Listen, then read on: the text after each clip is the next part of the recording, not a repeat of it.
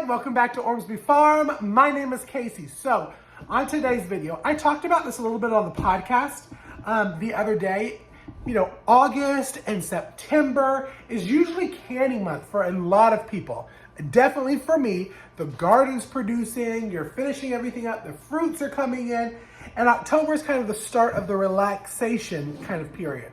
Except what I like to do is prep other things, like prep appetizers for the holiday seasons, but I also like to make sure that our furry friends, our dogs and kitties, are prepped for the winter as well. Because it's not fair that we have this beautiful canning room full of stuff and they don't have anything. So what I'm going to do today is I'm going to grind some of our homegrown turkey.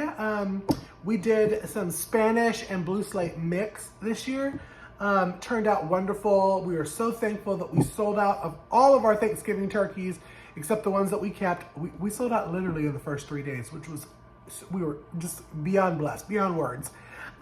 So I'm going to do that today. I've already cut it off the bone because when I kept it for 2 different videos, I am cutting off one of the breasts and some of the little pieces of the other breast so we can grind it up and put it into freezer bags for the dogs.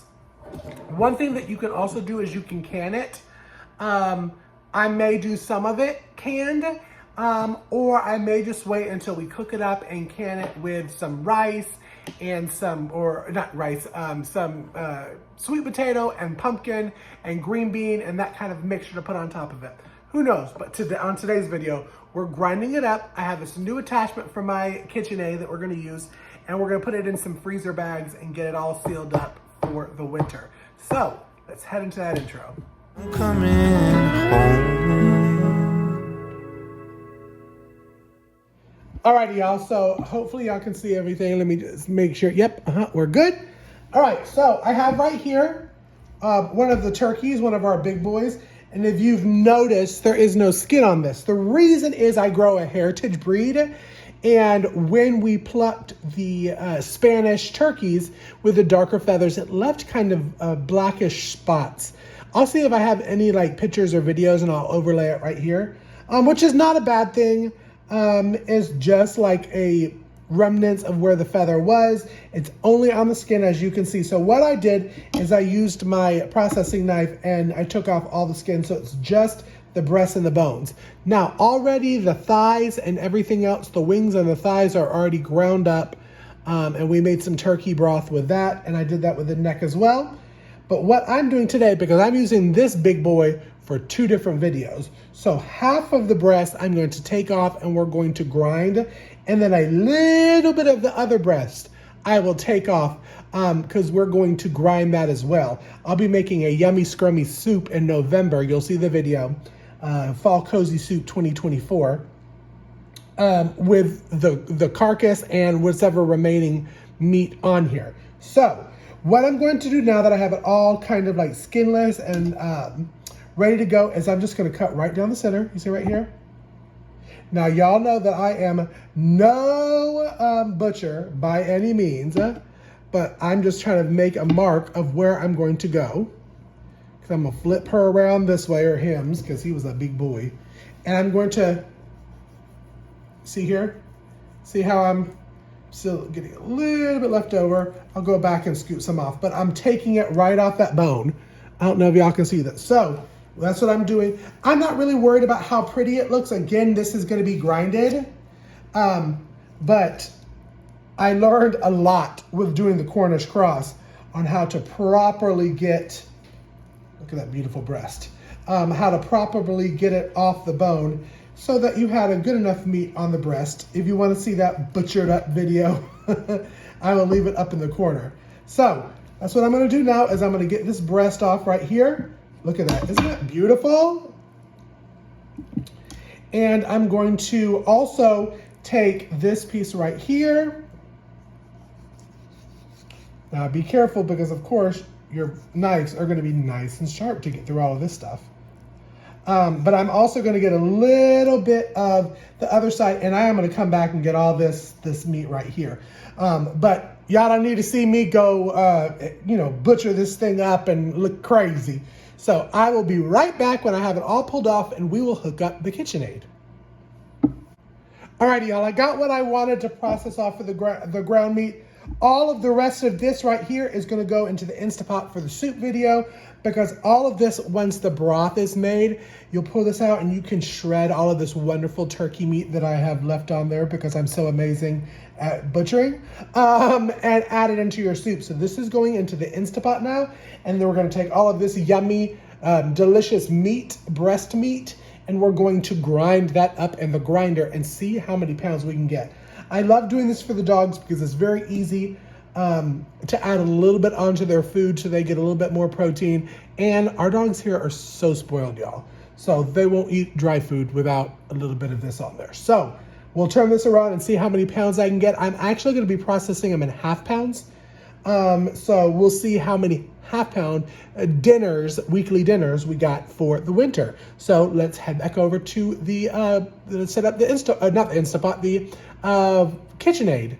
Alrighty, y'all, I have a bunch going on today, so you probably hear my dehydrator in the background. It is doing some marshmallows, but I wanted to show you, I got this off of Amazon, y'all.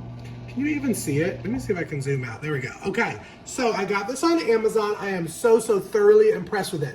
We already have done ground chicken and ground turkey and ground venison with it. I will leave it in my Amazon storefront. My Amazon storefront is in my Linktree link down below. So I'm gonna show you how I put it together. Well, one, this is the part that's gonna hook into here. I'll show you in a second how we do it. I like this one for ground meat. Let me make sure you can see. Okay, you can. This for ground meat, but it does come with multiple other levels of, let me see if I can open it, because I haven't opened it because I really liked the other one. Here we go. Replacement plates. This is one of the replacement blades. And then you got larger, and then you got smaller, just depending on what you want to do. Don't really know which one this is. Don't know. But I will tell you a really cool thing is there's 3 parts here that you can do sausage. Link, chunkier link, kielbasa hot dog kind of thing. So all of that comes and it fits in here so you can attach. I'm really excited to try that out once I get some of those intestine papers to do it. So here we go. Enough of me blah blah blahing. Oh, and it comes with this. This just pushes it down, you'll see it. You know when have y'all ever wished that you had just like 9 more counter spaces? Because I'm feeling that right now. All right, so I'm gonna unscrew it right here. And I'm just gonna pop this part off. Okay, don't lose it because this is what you close it back up. So, I'm going to put this in. If y'all can see, there's a little rectangular spot in there, and that's what's gonna match for this. So I'm sorry for all of the crazy angles, y'all. All right, so I wanna make sure, there we go, make sure it snaps in there. And then I am gonna attach it same way before, just so it does not move. And we're gonna tighten her up. Ooh, she's tightened. All right, let me move all of this out of the way. I'm gonna grab a bowl and then we're gonna get our turkey going.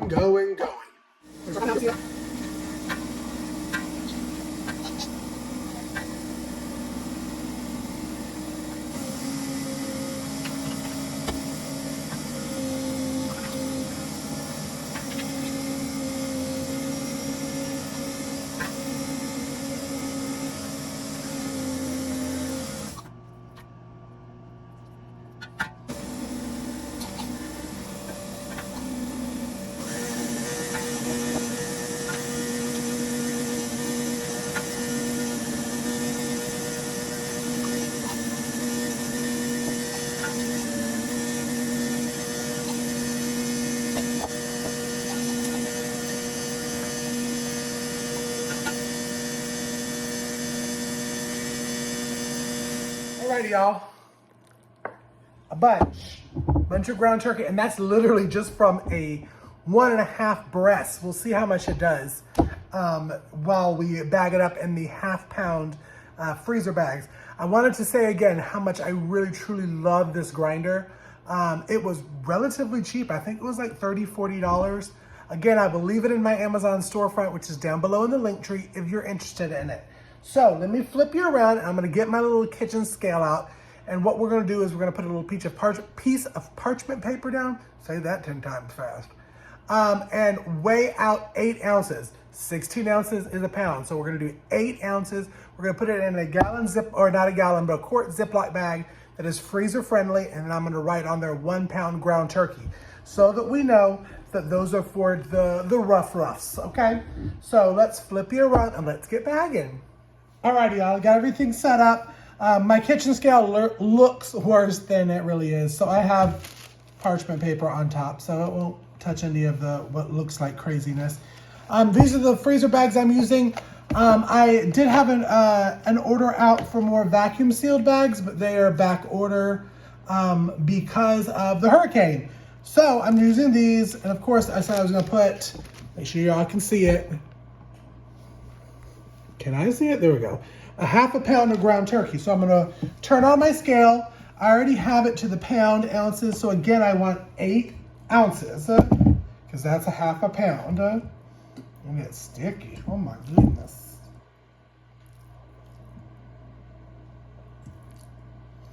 And we'll see how many I can get.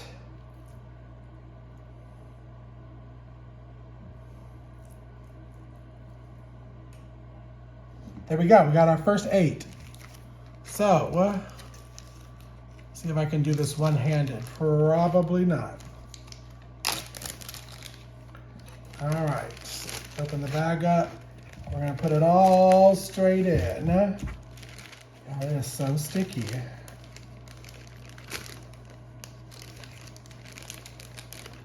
All right, and we're gonna put it to the side. Now, I'm gonna finish this up and I will see you once I am all done and we can count together how many ½ pounds for the dogs we have. All right, y'all, so we got 4 ½ pounds, which I'm really pleased with. That's a ½ pound usually is about a week for all the dogs. Because they just get a little bit of it on top of the food and they like to switch it up. They're, again, super bougie.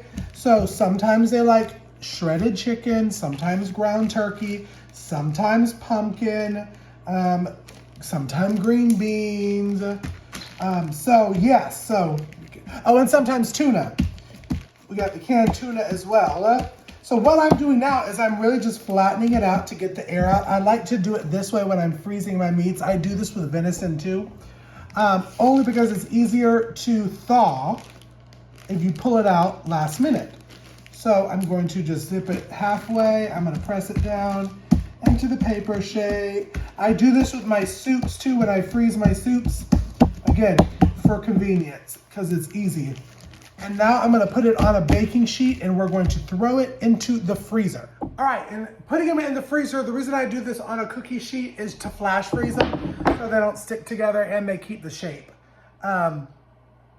It usually takes about 24 hours. Tomorrow morning, I will pull it out and they will be frozen and then they will be able to go into the meat freezer instead of the deep freeze that we have all of our veggies and stuff in.